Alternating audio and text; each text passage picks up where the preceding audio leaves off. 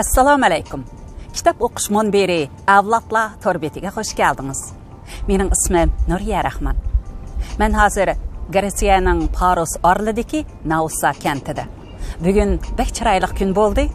Bo'libmi kechda dengizga cho'kib ketayotgan bu go'zal manzarada sizlarga kitob o'qib bersam, cho'qim bek yaxshi ko'rdi deb bu yerga kirib o'ltiribdiman. Xo'sh, hozir Axatirda akaning "Men su ishgan daryolar" nomli kitobidagi Seringullik o'yladagi kishilar degan temada yozilgan yurishlik asarni o'qishni davomlashtiramiz. Ya'ni qani u go'zal misra, sho'x kulkilar degan temada dangliq shoirimiz marhum Teyibjon Eliyov xotirasiga yozilgan asarni davomlashtirib o'qib beraman.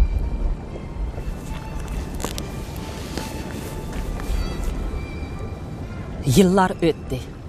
1964-yili 8-ayda universitetni kütközdim. Xizmat taqsimotimda kutilmagan o'zgarish bo'lib, o'ylamagan yerdan o'zim cho'qinadigan, hurmat qiladigan Teyibjon Eliyov, Abdukerim Xo'ja qatorliq yozuvchi, shoirlar to'plangan yozuvchilar jamiyatiga taqsim qilindi. Bu chaqda ko'nglimda ham xushalliq, ham andisha tangla mavjud bo'ldi. Xo'shalliqim ular bilan kunda uchrashib, so'zlashib, ularning peshiga esilib, hunar o'rganish bo'lsa, andisham kallamda burundan ilohlashib qolgan bundaq katta, sirliq o'rinda ishlab ketalamdiman yo'q degan yuraksizlik edi.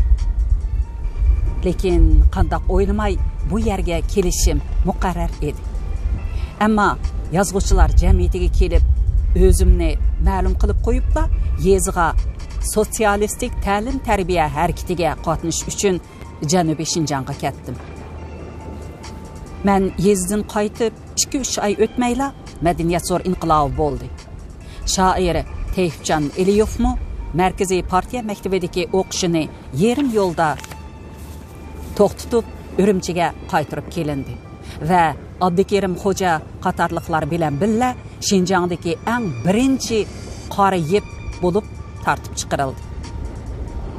Endi mening bular bilan ko'rishishim texim g'alita, ya'ni inqilobiy ommaning qori gezandi bilan ko'rishishi bo'ldi.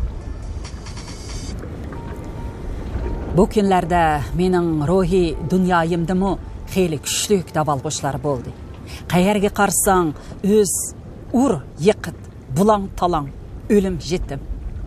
Sen hürmetlaydigan, çoğ biladigan, köngül törüngdün o'rin algan, bilimlik, o'qimishliq, namdar kishilarning hammasi qari gezanda, qari yeb, aksiyatchi, ilim, nopuzluqi, senipi düşman.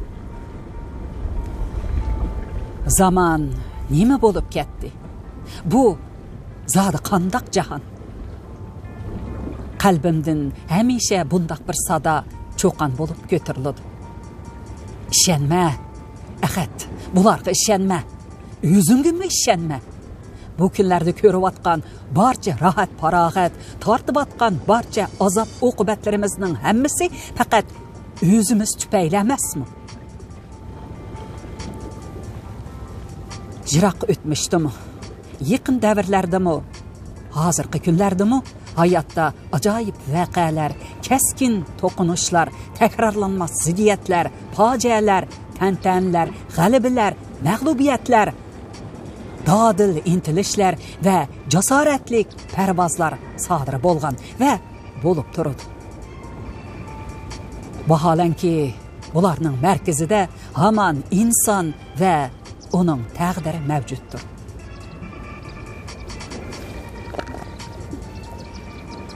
Helim esimde.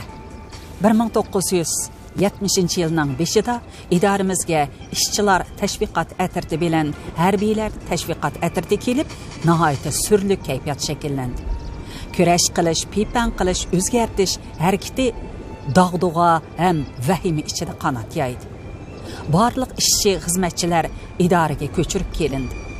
Ishxonalar, yotoq, omborlar, tomoqxona qilindi. Kundalik turmush harbiy tuzum bo'yicha boshqarilg'ashqa tartib intizom ching va rahimsiz edi.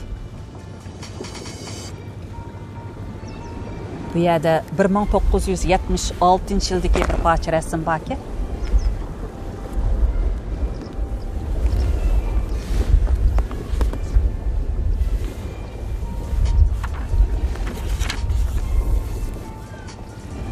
Biz 5 kishi, men Teyipcan Eliyov, Wang Yuyxu, Qasim Arstov, Xan Veyxuylar bir yataqqa o'rinlashtirildik.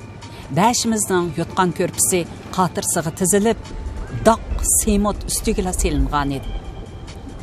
Bu beşeylarning ichida men inqilobiy amma, Xan Veyxuy ittifoqlashishga bo'ladigan kuch, qolganlar harakatning obyektlari edi. Mening vazifam ikki. Biri bo'lg'usi sinipi dushmanlarni ostirtin nazorat qilish. Yana biri Xan Veyxuyga ig'iz tarjimoni bo'lish. Qasim Arshov o'z masalasini ham Uyg'urcha, ham Xanzucha topshira oladi. Teyipcan Eliyov bo'lsa, menga Uyg'urcha deb beradi. Men uni Xan Veyxuyga Xanzucha o'rib berdim. Xan Veyxuy bo'lsa, Xanzucha material qilib yozadi.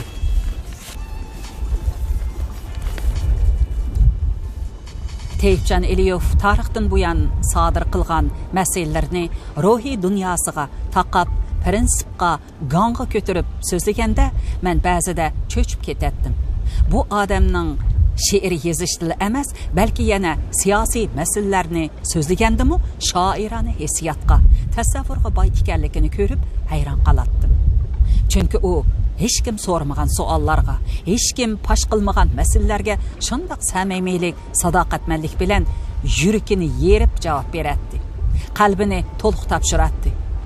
Aslida nurg'un issiq sovuqni beshidan o'tkazgan odam qoqbash bo'lib qoladi. Vaholanki Teyipcan Eliyov bo'lsa, yumshoqbash bo'lib qolgan edi. U o'zini sepi o'zidan aksli inqilobchi dedi. U o'zini Shujing Juyining jarchisi, reaksiyon ilm nopozlig'i dedi. U o'zini ashaddiy yerlik millatchi dedi. Bu qo'rqinchli siyosiy qalpoqlarning dalil isboti uning Grant qallisidagi razil yuragidagi o'y xiyollari edi. U bularni xuddi mushundoq so'zlamasam o'tkaldan o'talmayman degan nadonlarcha muddada so'zlagan edi. Kunlarimiz ana shunda qariyib, gezandilarni masala topshirgan masalalarni material qilib yozish bilan aldirash o'tdi. Bu chaqdagi vaziyat haqiqatan jiddiy, kayfiyat ig'ir edi.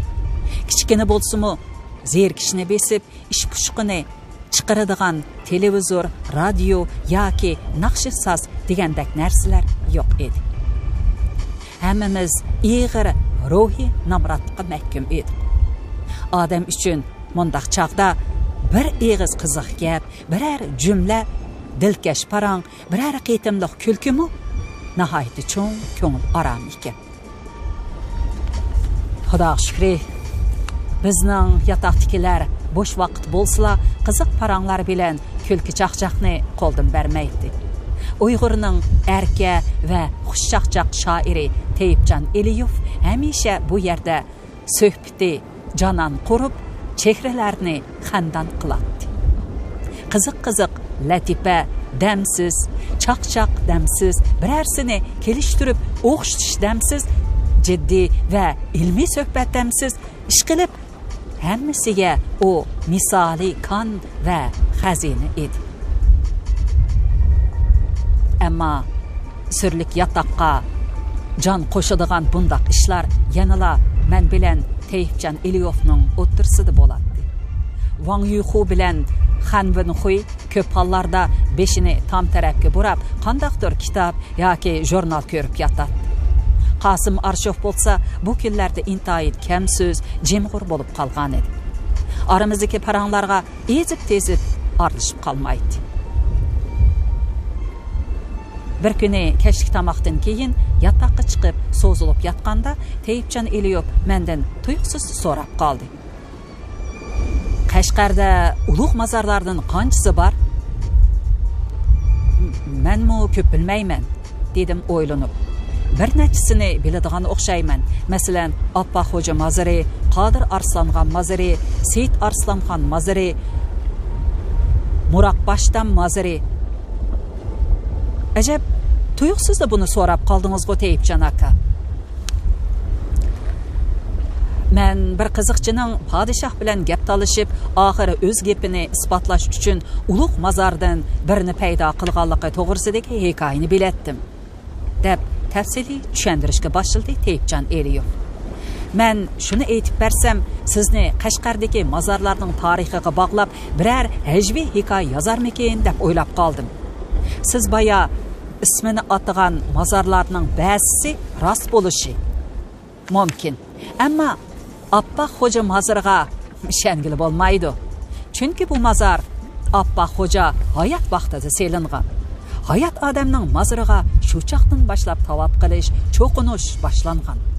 Mana bu bir xil nodonlarcha, qarg'ularcha e'tiqodning natijasi. Sizmi o'ylashib baqarsiz? Men endi hikoyani aytay. Anglab beqing. Burunqi zamonda Qosim Qiziqchi degan bir odam o'tib kelgan. Padişah uni o'rda saroyida turg'izib, qiziq gaplarini, kulgilik latifalarni anglashga xushtar ekan.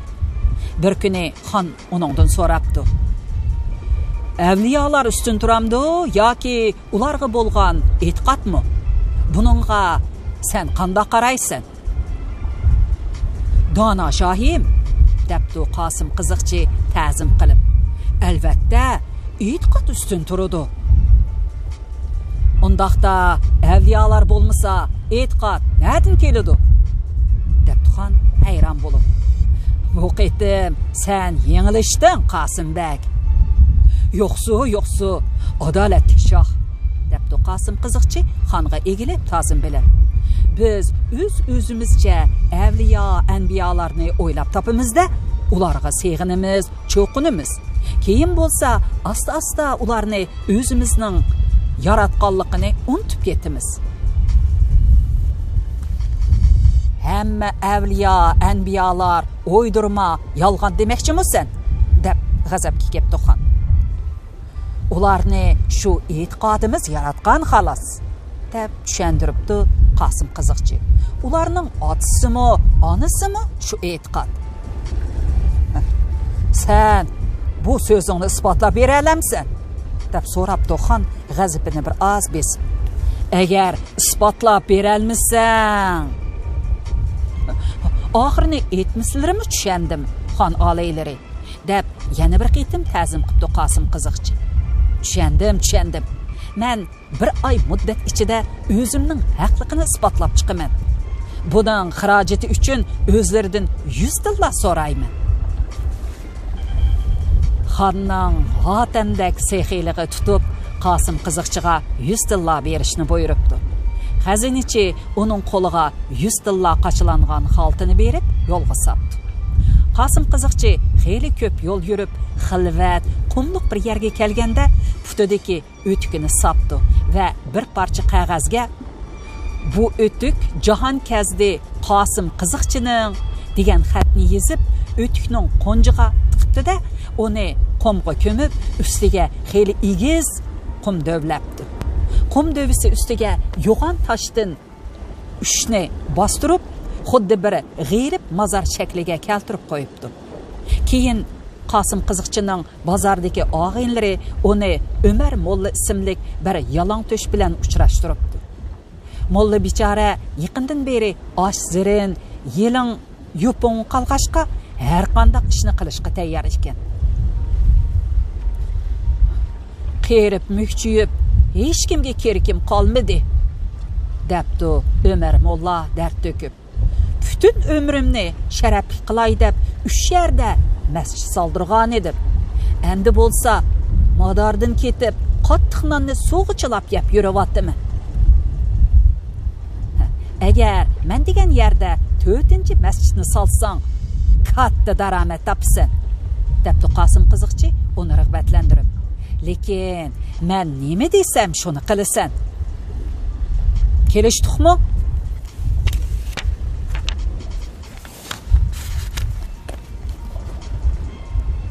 "Qilgan duolarim ijobat bo'lib, Xudo seni oldimga avatibdi," deb yig'lab ketibdi Ömer Molla. Pul bo'lsili bo'ldi. Nima qildiysan shuni qilaman. Qosim qiziqchi uni heliqi o't ko'milgan qabriga boshlab ketdi va sen mushu qabriga sig'inib namoz o'qib bu yerga kelganlarning xayr sadaqalarini qabul qilasan deb chekilabdi. Dal mushu yerda Hazrati Quddus hojamning maqbarasini qursa. U kishi kim dedingmi? U o'zi tili o'tkir, dili pok vali edi. Uning qabrisi atrofida tilla o'sib chiqadi. Lekin bu tillalarmi Hazrati Quddus hojamga qattiq e'tiqod qilib, uning qabrisi ustida 10 kun tilovat qilgan odamlarning ko'ziga ko'rinadi. Tushundingmi mollam? Tushundim, debdi uzun soqolliq Ömer Molla taajjub bilan. Lekin tillalar qayerdan o'nib chiqadi? Qumdan chiqmas oxir. Qosim qiziqchi tilla bilan to'lgan xaltini mollaning quliqiga yaqin akirib silkibdi. Tillalarning jiring'shigan ovozidan mollaning yuraklari o'ynab ketibdi. "Pah, men hozir Hazrati Quddus hojamning muqaddas qadam top ushlari o'nglayotdi" deb u hayajonlanib. Tilla jiringlab tursa, men har qanday mo'jizaning yuz berishiga ishonaman. Bu tillalarni kim qumga ko'mib qo'yadi? Siz ko'mamsiz yoki men kamina payqiringiz ko'mamdiman? Mo'jiza ko'rsatish bu mening ishim. Sening ishing bo'lsa toat, ibodat. Mana bu ikki tilla ochliqdan o'lib qolmasliging uchun bu yerdan ketib qolishni hargiz o'ylama. Agar aytganlarimning hammasini bajo qilib tursang, bir oydan keyin yana 50 tilla olasan. Bejo qilaman. Illo billah bejo qilaman, debdi Ömer Molla qumga yukinib ta'zim qilib. 2 kundan keyin Qosim qiziqchi kishilar orasida Hazrati Quddus hojamni kuparlar mushu yerda qiynab, azoblab o'ltirib atgan degan gaplarning tarqalganligidan xabar tepibdi. Kishilarning aytishicha, Hazrati Quddus hojam e'tiqoddan yongandan ko'ra jondan kechishni sharaf deb bilgan ekan. Shu chaqda Alloh taolaning irodasi bilan mo'jiza yuz beribdi. Hazrati Quddus hojamni chekildab tamgan qonlari qumga tushgan hamon oltin tillaga aylanibdi. Shundan beri Hazrati Quddus hojam o'lgan oyda uning mazari atrofida oltin tillalar paydo bo'larmish.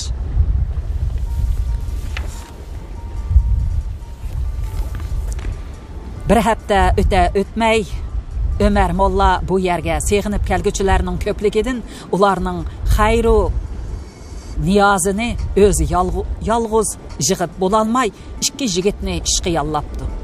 Ular o'zlari uchun tunakxona sapdi. Ba'zi taqvodor saxovatchilar qabrining ustiga maqbara yasashga kirishibdi. 2 hafta o'tib maqbara qad ko'taribdi. Shuningga agishib tavobchilarmi ko'payibdi. Ular top bo'lib maqbara atrofidagi qumni qo'llab tilla izlashibdi. Ba'zilar to'satdan birer 2 tilla tepib olib olamcha xo'shallikqa cho'mibdi. Ya'ni ular bu tillalarni oqsham Qosim qiziqchi kelib ko'mib qo'yganligini na'dan bilsin. Hamma yerda shovqin suran ko'tarilibdi. Xabarlar eg'izdan eg'izga tarqalib, bir odamning bir tilla tepib olgani emas, balki birer 100 odamning har kuni yuzlab tilla tepib atqani haqidagi ko'p turmi gaplar yiroq yaqinga shamoldek tarqab ketibdi. Shundaq kunlarning birida orada xodimlardan birisi Hazrati Quddus hojam mazariga berib kelib, u yerda ko'rganlarini hayajon bilan orada ahkomlarga so'zlab beribdi. Bu xabarni anglagan podshoh nihoyat qiziqib, u yerga berib tavob qilishni qaror qildi. Xonga qo'shilib, bütün orada ahli yo'lga chiqibdi. Ularning orasida Qosim qiziqchimi bor ekan.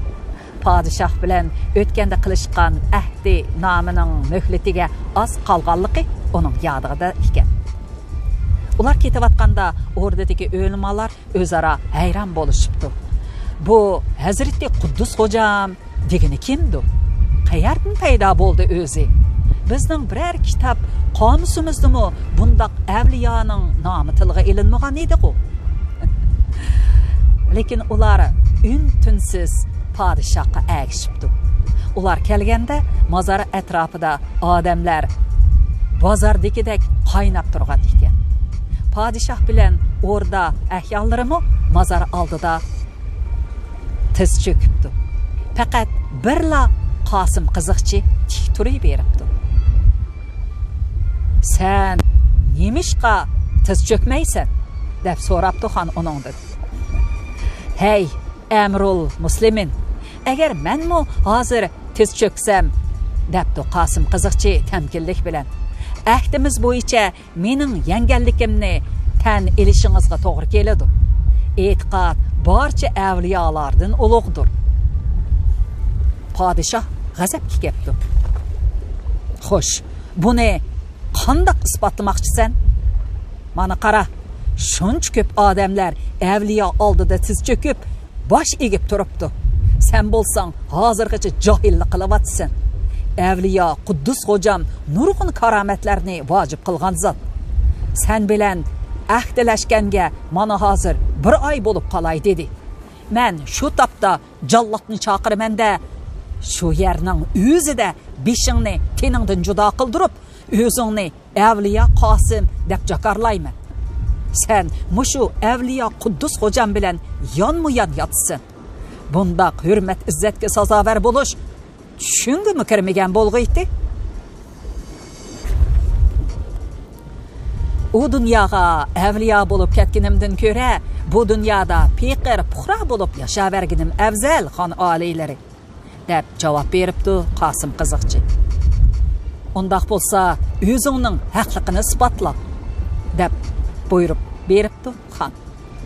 Tilingni chaynasang, o'zingdan ko'r. Hazreti avliyo Quddus Xo'jam, debdi Qosim qiziqchi tez cho'kib turib. Qasam ichib aytamanki, agar bugun tirik qoladigan bo'lsam, o'rdini tark etib, o'zimning yurtiga ketaman. Ha ha ha. Mana endi avliyo Quddus Xo'jamning qudratiga ishondingmi? deb qaqqa uribdi ham. Bu qilgan tavazzularing baribir jiningni saqlab qolmaydi. Jallod, mening jinimni elishkatmaydi, Amrul Muslimin, deb tepkinlik bilan javob beribdi Qosim qiziqchi va o'rnidan turib davom qilibdi. Undaq bo'lsa, hozir mening haq ekanligimning isbotini ko'ringlar. U endi Umar molladan Hazreti Quddus Xo'jamning mozorini echishni talab qildi. O'rda ahli norozilik bildiribdi. Ammo bo'lg'isi qatl tamoshasidan lazzatlanishga oldirgan xonning kayfi chaq, ko'ngli xush bo'lg'ashqa qo'lini shiltibdi. Ichilsin. Qabr ichilibdi. Umar mollaxonning oldiga bir jup yirtiq o'tikni keltirib qo'yganda, hammaning ko'zlari chaqchib, og'zi ichilib qoldi. U yerda mozor ichida buningdan boshqa hech narsa yo'q, debdi Umar molla beshini egib. Bu mening o'tikim, debdi Qosim qiziqchi. Ishida buni isbotlaydigan xatmi bor. Hazreti avliyo Quddus Xo'jamning bor yo'qi shu. 1 oy burun o'tiklarimni shu yerga ko'mib, mana bu qeri oqsoqolni namoz o'qib, ibodat qilishga yolladim. Qolganlari bo'lsa, nemisini aytay. Cho'qinmoqchi bo'lgan odam udul kelgan narsiga, hatto yirtiq o'tiklik Hazreti Quddus Xo'jamga ishinib cho'qinib berishi mumkin. Mana o'tik oldida ulug' odamlar, hattoki shohlarmi tezbikdi-ku. Shunda qilib avliyoni to'g'ri kelgan narsadan yasab berishi mumkin ekan. Mayli, haqlar menga cho'qinmasa, cho'qinmasin, debdi xon ma'yuslanib. Lekin ular mendan qo'rqidi, menga bo'ysunadi. Shuning o'zi yetarlik. Qeyningdan kechdim Qosim. Yurtingga berib, turmushingni xushal o'tkazaver. Qosim qiziqchi shu hamon alaman arsiga kirib ko'zdan g'oyib bo'ldi. Teyfcan Eliyop ishtiyoq bilan aytgan hikoyasini tugatdi va menga savol nazarda qarab, "Qandoq hikoya sizga to'la ta'sir qildimi?" deb so'radi. "Albatta," dedim o'ychan holda. "Hikoyaning mazmuni cho'nqur, hajviyligi o'tkir ekan." O'zbek shoiri G'afur G'ulammo diniy xurofotlik to'g'risida nihoyat o'tkir hajviy hikoyalarni yozib, cho'nqur ta'sir qo'zg'agan. Sizmi o'ylashib boqarsiz? Ushbu hikoya ayni chog'da menda cho'nqur ta'sir qoldirgan bo'lsa kerak. Bu ta'sir, bu ruh keyingi vaqtda yozgan Yakchashma nomli hikoyamdagi Seyit Qori obrazi bilan Unutilgan kishilar nomli romanimdagi Danish imomning obrazida belgilik hajviy tusda ifodalandi.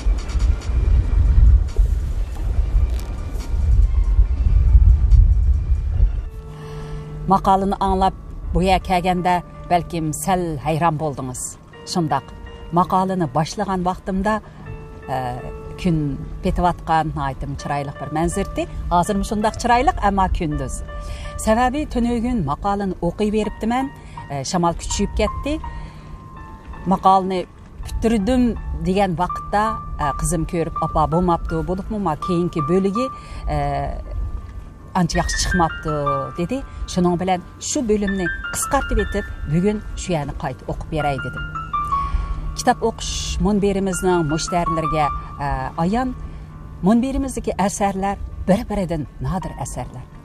Bu asarlarni yuqori sifatda imkoniyatimizning yetishicha yaxshi, a'lo sifatda mushtarilarimizga, shundaqla keyingi avlodlarimizga yetkazish kitap o'qish munberimizning ahdi. Shuning uchunmi biroz jafo tassak hech vaqasi yo'q. Mana shundaq ulab yamab sifatli qilishga tirishimiz. Ma'qul amsa davomli o'qib beray. Bir kuni Teyfcan Eliyop bilan ikkimiz yotoqda yolg'iz qolganda, men uningdan ko'nglimda xeylidan beri o'ylab yurgan bir ishni nihoyat avaylab so'radim. Teyfcan aka, siz o'z vaqtida onangiz va tuqqanlaringiz bilan birga Sovet ittifoqiga chiqib ketmay qolib ekansiz. Anglashimcha, shu chaqda ba'zilar sizdan "Nemishga chiqib ketmaysiz?" deb so'rsa, siz u yerga chiqib birer 100 ming Uyg'urning Teyfcani bo'lgandan bu yerda qilib necha million Uyg'urning Teyfcani bo'lgan yaxshi emasmi deb ekansiz. Bu rostmi? Bu gapga chaqchaq arlab ketibdi, dedi Teyfcan Eliyop meyqida kulib.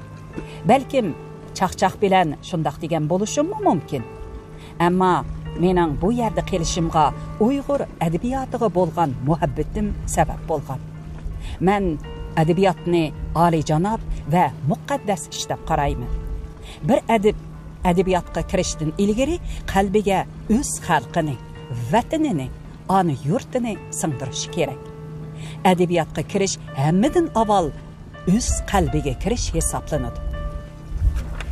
Men sizga 17 asrning oxirida O'rta Osiyoda yashab o'tgan mutafakkur shoir Mirzo Abduqodir Bedilning mundaq bir ruboisini o'qib beray.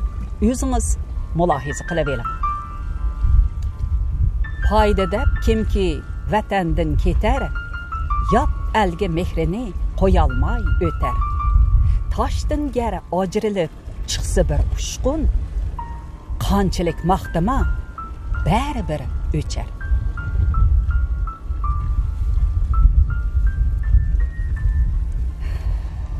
Mana angladingiz. Bizdimi yot yerda oltin qazg'ucha, o'z yeringda ko'mir ko'la degan hikmatli gap bor. Aramizda mushu suhbat bo'lib 3 kundan keyin shoirni va uning she'rlarini 100% pepan qilish boshlandi.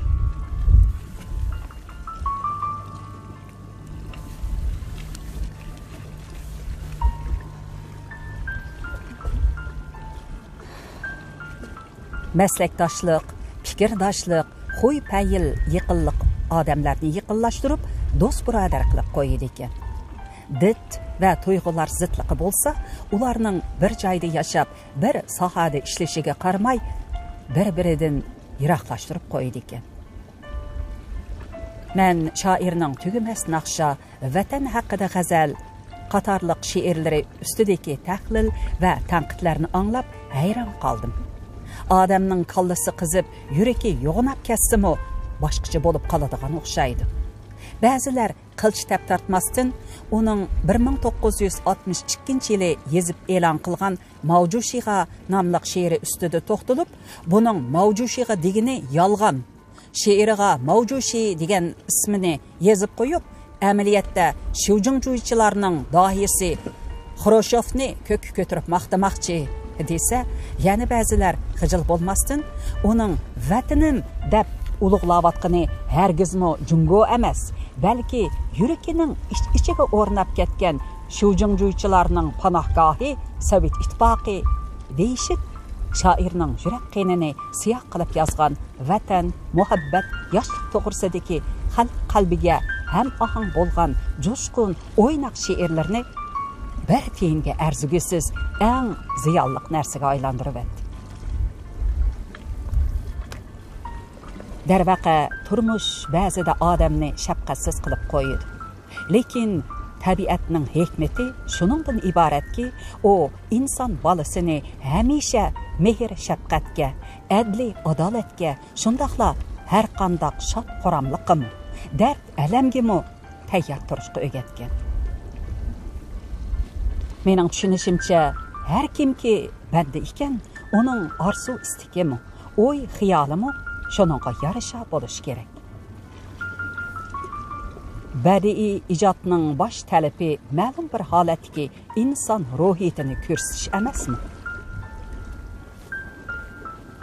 Men shu kuni she'rni xalq qalbi, yurak amri, hayajon, kuy va iztirob deb tushunadigan shoirning kun bo'yi jimib, azoblanib yurganligini ko'rib, uningga biror ig'iz tasalli berishga petin olmadi.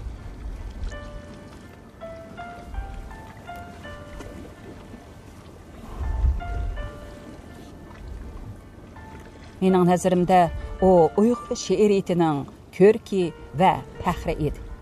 Uning birinchi to'plami Tong shamollari 1950-yili Olmaotadagi Yangi hayot nashriyoti tarafidan nashr qilingan edi. Shuningdan keyingi 20 yil mobaynida u nurg'un she'riy to'plam, daston, ballada va bir muncha ilmiy, nazariy maqolalarni yaratdi. Bu asarlar adabiyotimizning ravojiga ham o'qirmanlar saviyasining o'sishiga samarli ta'sir ko'rsatdi.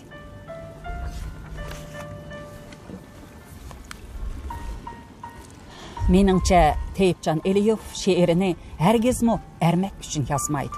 Balki har bir she'rida hayotning qizg'in, muhim masalalarini tilga olishga, inson haqidagi haqiqatning yangi sahifalarini ochishga intiladi. Memnuniyat bilan qayd qilish kerakki, mana shundoq yuksak davonga u o'zining tugumas naqsha, vatan haqida g'azal, asosanning shikoyati, egilik su qatorliq she'rlar bilan ko'tarilgan. Tugumas naqshini o'qigan odam uningdagi lirik qahramonning qaynoq nafsini, qalb toshqinlarini butun vujudi bilan sezgandek bo'ladi. She'rdagi jonliq, samimiy, yorqin tasvirlar o'qirmanning qalb sirlarini g'idiqlaydi.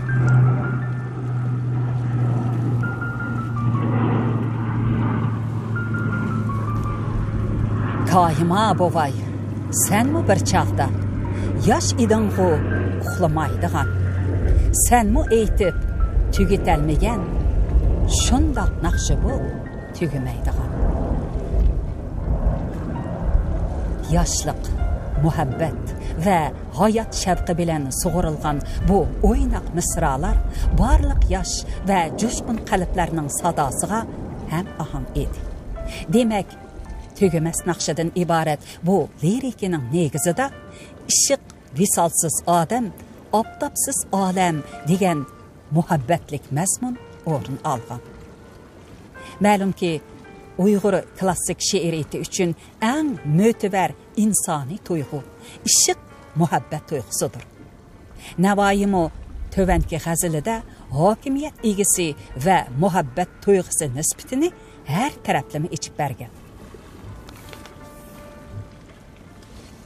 Şah məndin işıq ara acizraq olsa tan emas, kim bəla kəşlik menin xuyumdur anın izzuca. Şah kim mədlubiğə qulluq buyruğay işıq emas, kim ki aşıqdır ana zaru zübənliqdur qova. Ey Navoiy, sıdıq ilə bulğıl qada işıq içrəkim, Təxtu tacin bərsə bu dəvlətni tapmaz padişah. Bu qəzəlinin negizində işıq içrə qadaylıq şahlıqdan üstün orunğa qoyulğan. Navoiy umuman şiir işq haqqında bolmasa bekarçı söz deb hesablaydı. O Məhbu Bulqulub əsərində mundaq deydi.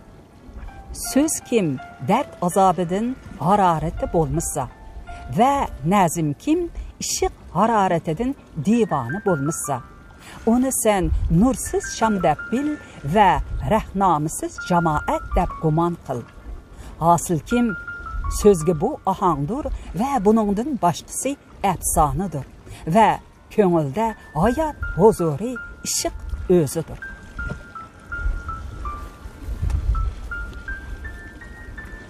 Ahırqı cümlə nəhayət gözəl və mənalıqdır. Şairin nəzərdə insan həyatının məzmuni və huzuri işıqsız təsəvvür qılınışı mümkün emas. İşıq insani kamalət dərəcəsini göstərgücü fəzilətdir. Bu haqda ulug' Rus yazğıcısı F.M. Dostoyevskiy muhabbət şu kadar kudretli ki, o bizning o'zimizni mi qaytadan yaratdi degan. Demak, yengil til, o'tliq harorat, cho'nqur hissiyot bilan yozilgan tugumas naqshining minglab kitobxonlarning ko'ngil mulkiga aylanib ketishining sababimi dal shu yerda. Bu she'r o'qirmanlarga muhabbat, o'tmishning hasrat nadameti emas, belki kelgüsünün nur şolesi degan ezgü fikrini taqdim etdi.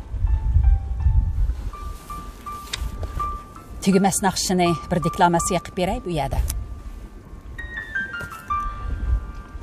Her akşamı naqshi eytiman. Shu ko'changdan agi ketelmay. Bir pallini ko'zlab vanaman. Avariman texi yetelmey. Bugün akşam çıqqandım yana, naqsham bilan derisi çekip, qayaqdındır ishik xichirlab, kayıp ketdi bir bobay chiqib. Faqraysan her kuni shundaq, sorangmi sen o'ngshalmaydigan, ya odamga uyqu bermaysan, qandaq naqshi bu tugamaydigan. Kayma bovay, senmi bir chaqda yosh eding'u uxlamaydigan, senmi aytib tugitalmagan, shundaq naqshi bu tugamaydigan.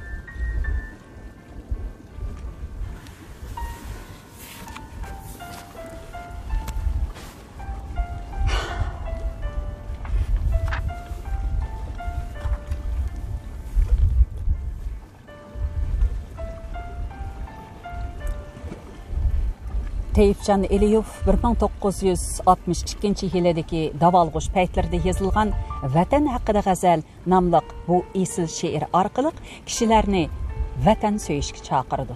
Vaholanki bu yerdagi chaqirish shunchaki bir chaqiriqla emas, balki ajdodlarning asrlar mobaynida shakllantirib, takomillashtirib kelgan insonlikqa da'vatdir. Yurt ve elni can tendak bilish, onu avad ve paravan qilishni hamma narsadan muhim ve muqaddas bilish to'g'risidagi haqqani da'vatdir. Can anam, canan anam vatan, onun farzandi men. Mehriga jismim bilan, ishqim bilan payvandi men. Ma'nidosh qahriga qahrim, kulkisi kulkam mening. Qaysi g'amda bo'lsa u, men muhaman shu g'amdiman. Bar uchun sen men muborak. Sensiz hayotim yo'q mening. Chunki men sening bilan bir jondiman, bir tandiman.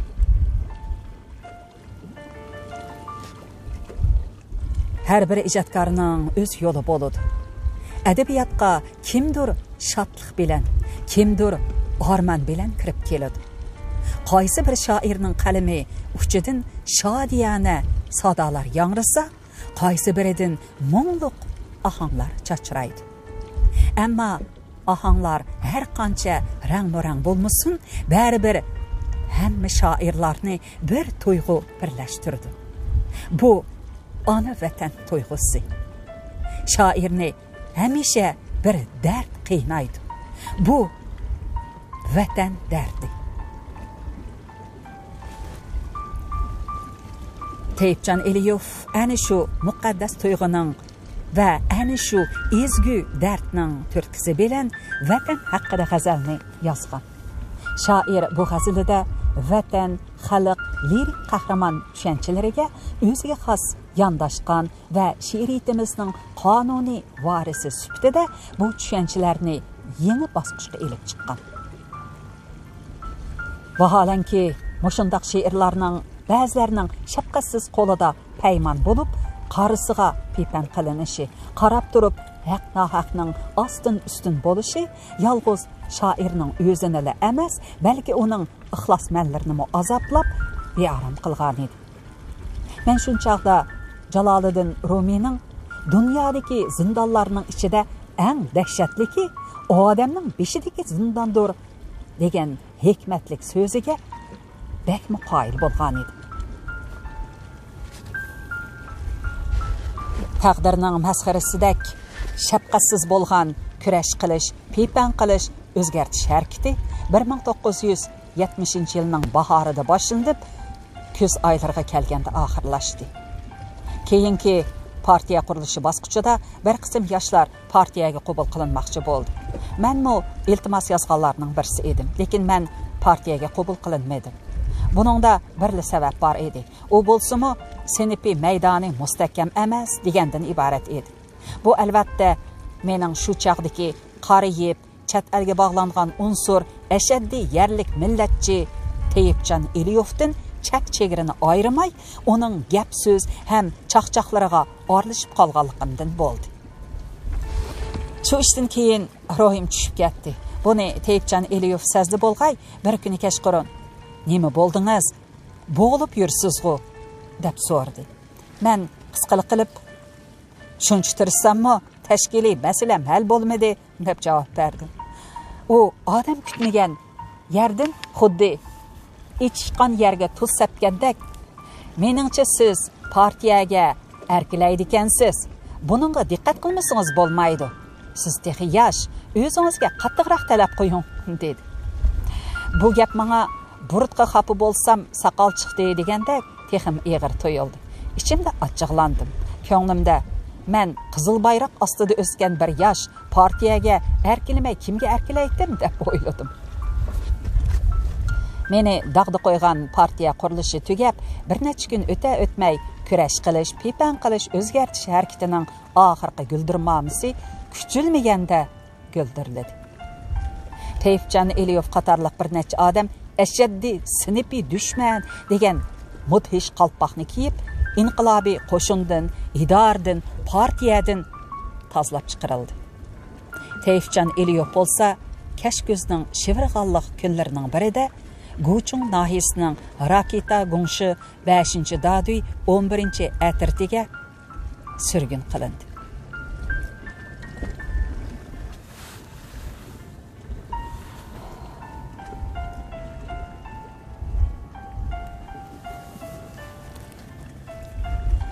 Shoir o'z hayotida burun yuz bergan ko'ngilsiz voqealarga qayta duch kelarman deb zodala o'ylamagan edi. 1958-yildagi shafqatsiz kurash va pipan oxirida turponga surgun qilib haydalish. Bundaq ishlarning 10 necha yilga barabarmayla yana yuz berishi, yuz bergandimi elpozining bundaq yomon sur'atining burunqidan tez bo'lishi shoirni qattiq o'kindirdi. Biroq nima chora? Hayot degan buyuk bir zanjirning halqalaridan iborat ekan. Burun yuz bergan ishlarni keyin yana yuz bermaydi deb hech kim aytolmaydi ekan. Shunga o'kinish va andishidan nima kerakki? U go'yo tugman teshiga aylanib, o'zining beshini basqan.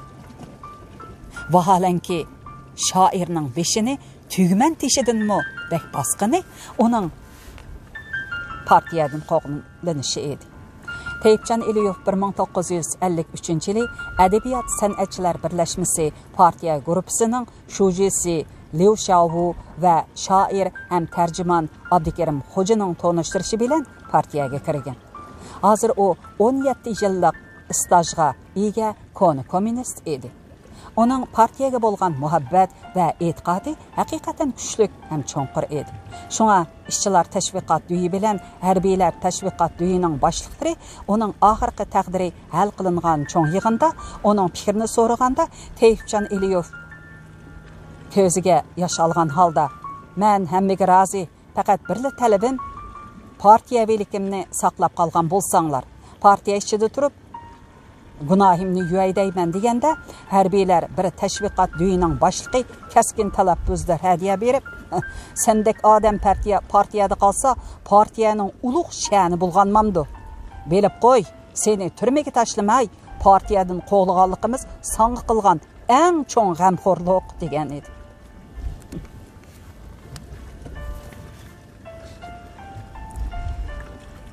Shoirning talabi, insoniy orzusi qo'pollik bilan tarad qilindi.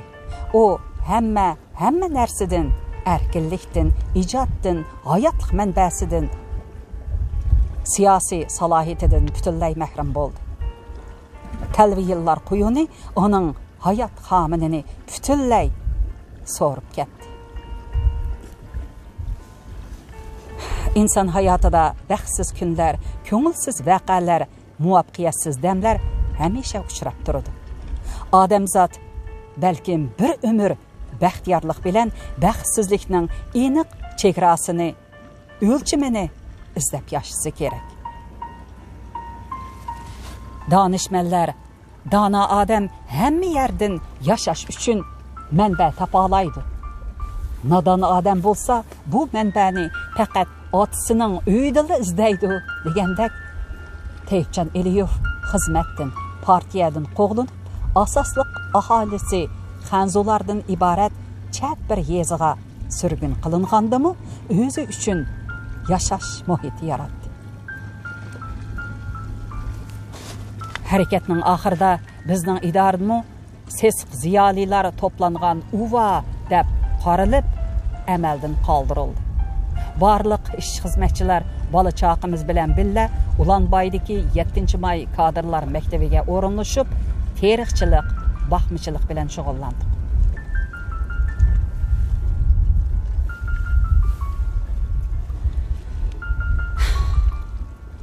Shuningdan keyin ko'ngilsiz, so'ralma yillardan yana bir nechisi o'tdi. Odam mo'jizaga ishonmasa, mo'jizadan bahrsiz yashasa, hayotning qiziqi bo'lmaydi. Mo'jiza oxir yuz berdi. Nohaq anzilar og'dirilib, haqiqat o'z aksini tepishga boshladi. Tayyipjon Eliyovmi 1973-yilning bosh bahorida surgunlik hayotini oxirlashtirib qaytib keldi. Bu qitim men uning bilan to'liq tuyuqsiz tasodifiy ko'rishdim. Bu kuni men yolg'iz emas edim. Biz bir nechimiz naqshchi Abduqodir Abdulla, ravabchi Davud Abud, yurak kasalligi doktori Roza Hojim, til yoziq komitetining kadri Ili Abidlar Shimgo'ga chiqib, Obul Qasim, Abduqadir Damollaning inisining uyida mehmon bo'lib atdik. Biz yap ichib kashga yaqin bir oz tanishib qolgan vaqtimizda uyga tuyuqsiz 3 xolis mehmon kirib keldi. Onun biri Teyfcan Eliyov, ikkisi mushu to'qimachilik fabrikasining sex mudirlaridan Tursunoxun bilan Savutim edi. Biz ularning bu kutilmagan tashrifidan xo'shal bo'lib, durida o'rinlarimizdan turib qadinaslarcha ko'rishdik. Her biringlarni mushu yerda bazmi qilyotdi deb anglab, takallufsizda keldik deb tushundirdi Tursunoxun. Aslida bizning uyda biror 2 romkadan ichib, mo'ngishib o'tirgan edik deb izohat berdi Savutim. Sizlarning bu yerda ekanliklaringizni anglab o'tira olmay qoldik. Bo'libmi Teyfcan akaning sizlar bilan bakmi didarlashqisi keldi. Qulluq dedi Abduqadir Abdulla xuddi sahna so'zi so'zlagandek 2 qo'lini maydasiga qo'yib hayajon bilan. Sizlarni bu yerga Xudo avatibdi. Xolis mehmon Xudoning mehmoni degan gap bor. Teyfcan aka, sizlar bilan didarlashqinimga bakmi xo'shalman. Heliqi sahroyi qiymatdan qachon keldilar? Teyfcan Eliyov dasturxonning to'riga o'ltirib etib, asta, lekin urg'uliq javob berdi. 3 kun bo'ldi. 3 kungacha ajab ko'rishmabdik, dedi Davud Ravab g'o'lrong ovozda. Davtaxon, sizlar ravab chelib shaharda yursanglar, dedi Teyfcan Eliyov o'ziga o'zi chaqchaq qilgandek. Biz o't saman ko'shab sahroda tursak, qandoq ko'rishalaymiz? Ras, bu kunlarda Teyfcan Eliyovning rafiqasi Xalcham Shimigo to'qimachilik fabrikasining doktori edi. 3 yil burun Teyfcan Eliyov hamma narsadan mahrum bo'lib surgun qilinganda, idoramizdagilar ular o'ltirgan uyni tartib olg'ashqa, to'qimachilik fabrikasi Xalchamga oddiyla 2 eg'iz uy hal qilib bergan. Teyfcan Eliyov bu qitim qaytib kelgandan keyin mushu uyga tushgan edi. Menmo yaqinda idoradagilardan Teyfcan Eliyov pat arda qaytib keladi ekan, sayfidan azizi surishtirib qipti degandek gaplarni anglagan bo'lsam-mu, lekin qaytib kelganligini tex o'qimagan edim. Men uning burunqidakla xushchaqchaq paranglarini anglag'ash, uningga boshdan oxir cho'nqur sap soldim. Qarasam, shoir burunqidan teximi qaridab, judab qolgandek ko'rindi. Beshidagi o'ziga yarashadigan salopatlik chechimi yo'q. Balkim surgunlikda choshmu ig'ir kelib qirdirib etgan o'xshaydi. Ammo ruhi yanala tetik va ko'tarangi edi.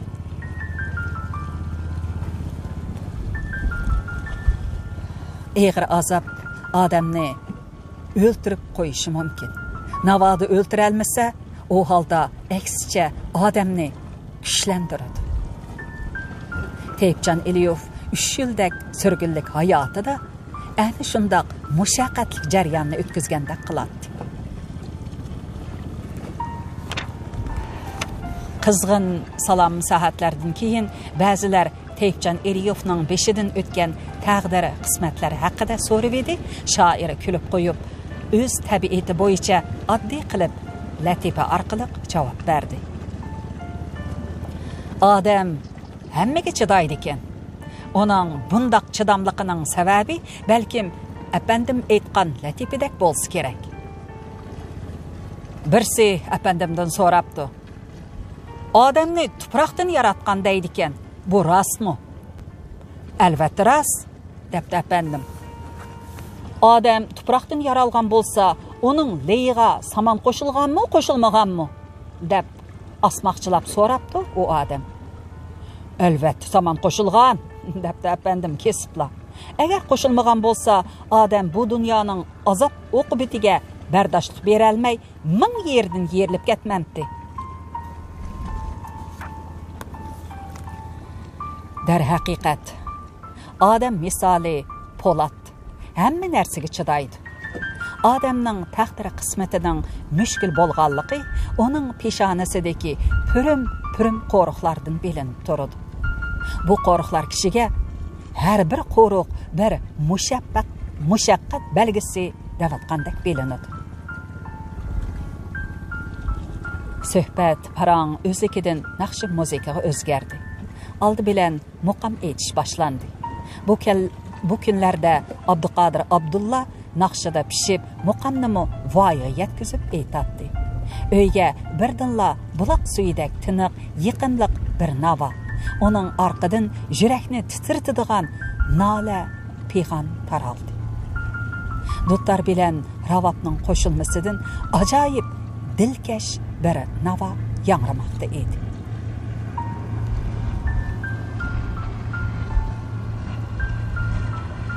Dilraba, men zorining ko'nglini sen shod ayligin. Ming tuman ming qayg'udan bir yo'li azod ayligin. Vadiriha, siddiriha, katta o'zim bilmedim. Yel bilan yomg'ir misali o'tdi umrim bilmedim. Dutlar bilan ravab bugun go'yo hammamiz uchun vafodor do'st, hamdam, hamdard edi. O tilga kirishi bilan jimjit uy ichida yangi kelinchakning titrak, mungluq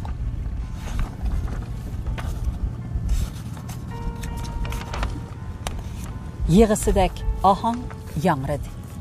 Go'yo sirtda, kecha osmonida chaqmoq chiqib, guldirmama guldirlab bu shohona ohangga pisand qilmagandek avjiga chiqib qutiraydi. Lekin dutlar bilan ravab hamon kuylaydi. Kishi dilining tegi-tegidagi bir olmos xazinadek yo'shirinib yotgan, faqat insonga xos sap tuyg'ularni uyg'otib, atrofga asta yeyiladi.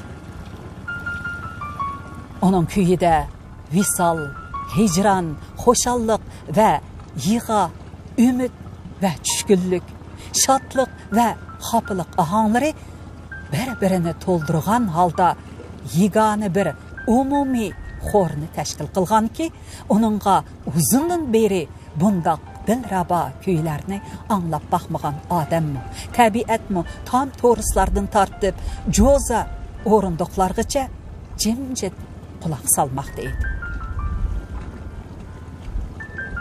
Bu kuy go'yo hamma narsani sehrlagan, hammani o'ziga maftun qilgan, yurak kirib tunjutgan vujudlarni uyg'otgan edi.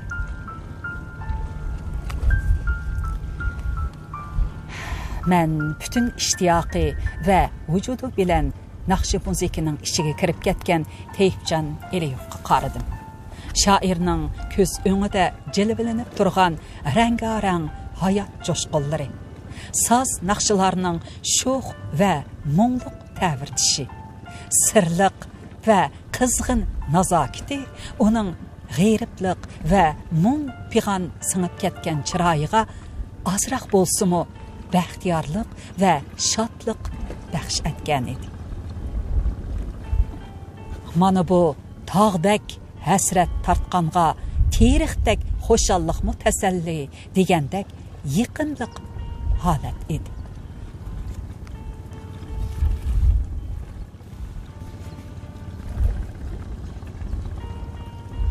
Yurakdan chiqib yurakka urilayotgan bu muqam naqshlari haqiqiy ma'nosi bilan Uyg'ur xalqining ko'p asrlik badiiy ijodiyat javhiri, muzikalik mash'ili, naqshilik sadosi edi.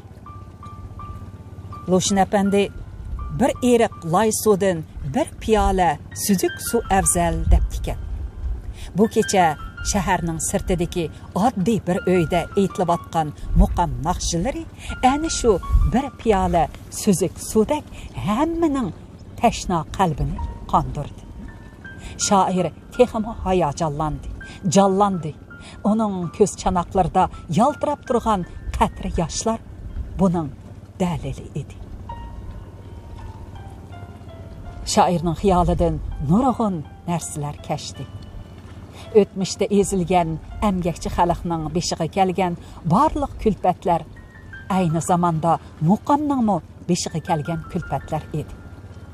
Jaholat piri Oppoq xo'janing Babo Rahim mashrabga solgan fojialik ziyonkashligi bilan bu o't yurak shoirning keyingi vaqtda darg'i esib o'ltirilishi buning bir misoli edi. Yaqub Bey barpo qilgan atalmish mahkama shar'iy atoqliq muqamchi bois satarchini diniy gunoh bilan o'zining satariga bog'lab qorong'u zindonda chertib o'ltiribdi. Qabohatli kon jamiyatda muqam musiqilarining taqdiri barliq xorlangan xalqning taqdiriga o'xshashla Uşaq muqamining birinchi mashribiga selingan Navoiyning munu beytida aytilgandek fojia bilan to'lgan edi. İçib köksüm şkabın eyləsəm könglimga nəzzarə, İrur 100 para-i gəm teğidin 1000 para hər para.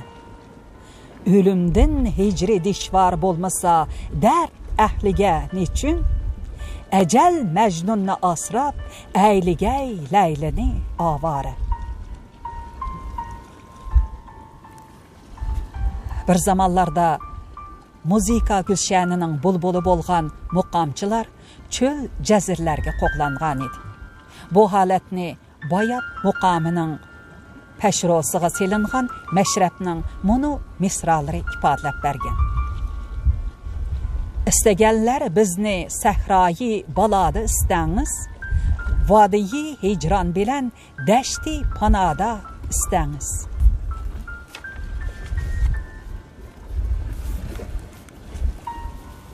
Agar biz o'tmish tarixini emas, balki yaqinqi zaman tariximizni əslesəkmi, muqamning beshiga tushgan kulfatlarning az emasligini ko'rib olaymiz.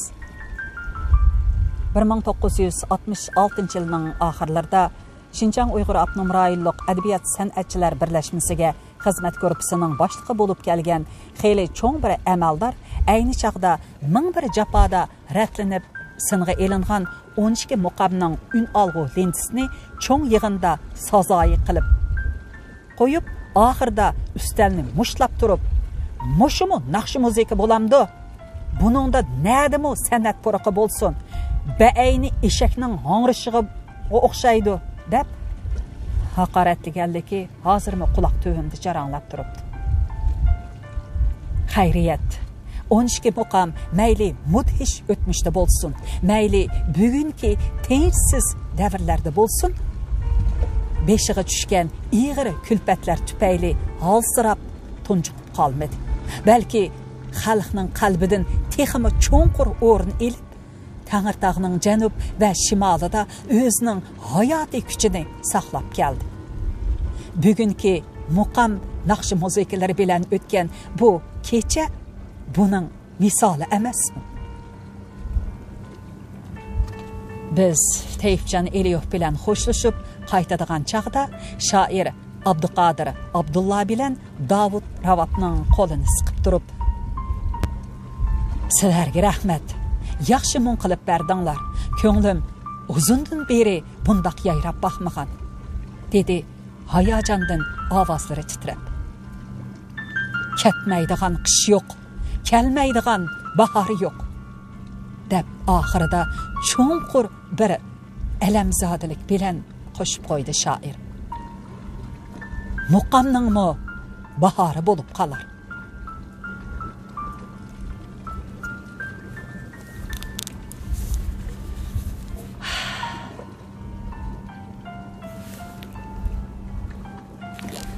Bo'ladi. Bugun mushargacha o'qib beray. Davomini kelar qaytim ama. Amma bir she'rni qo'shib o'qib beray. Tayfjon Eliyov bu Tugumas naqsha degan she'rlar to'plamini bek yaxshi ko'raman. Bir she'rni necha qitimdan o'qig'animni bilmayman. Bugun bir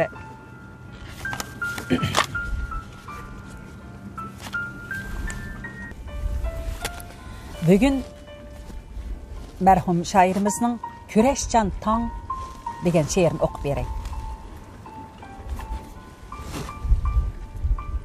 Tumanlıq keçilere dehşet ovusi. Ülkem en iğir kaygı matemde. Taqat kılgısız içinişlik hal. Kozgaydı gazap hemme ademde. Ya görmey zamandın bir nefes aran. Qiynilıdı can hasret diğida. Cudulluk alemnin mudhişi destidin. Güller solaşkan kömül beğida. Yoksul analar koçada sersan. Yığlaydı memem dep öydü bovaklar. Alvan cakası yağdırıp dehşet. Elini savaydı kamça tayaklar. Uçurup ketetti tökken ecrini. Karanlık keçinin koyun tasları. Tünler korkunuşluk, demler boğulgan.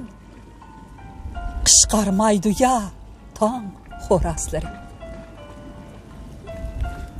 Payansız çöller suğu telmürüp, çankak nefeste halsız yatattı.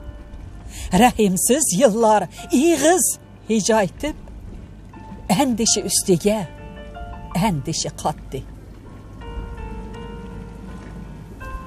Devirnin kıstanğı mudhiş koynada, izilip yançılgan idi milyonlar. Yürekni tılattı zulüm tığıda. Zulümkar, şefkatsiz, vahşi melullar. Dertmen ilimnin beşide otlar.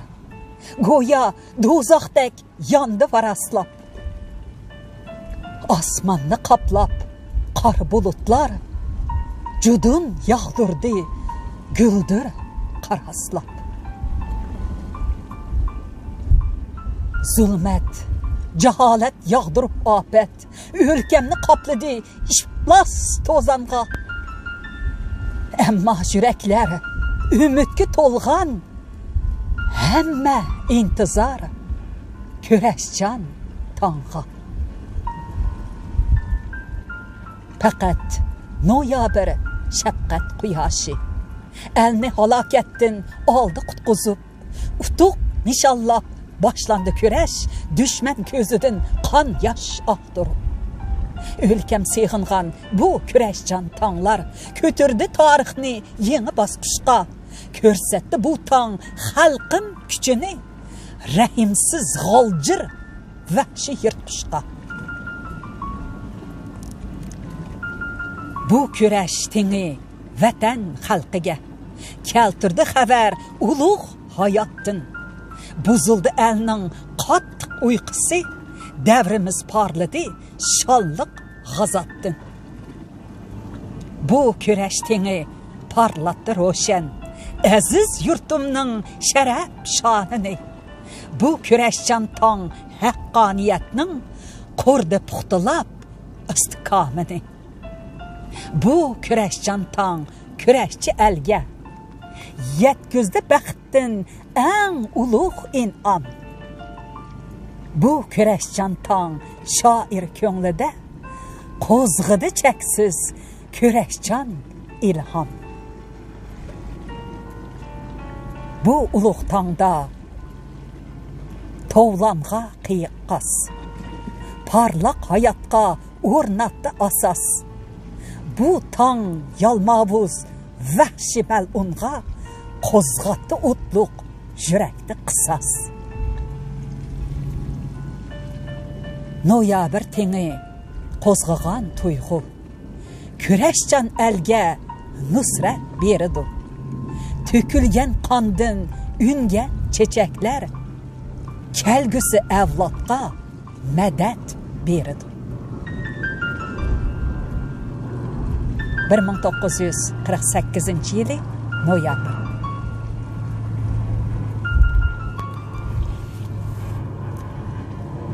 Xoş, bu qitimliq anglışımız ne? bu yerda to'xtaydi. Davomga diqqat bering. Xayr xo'sh.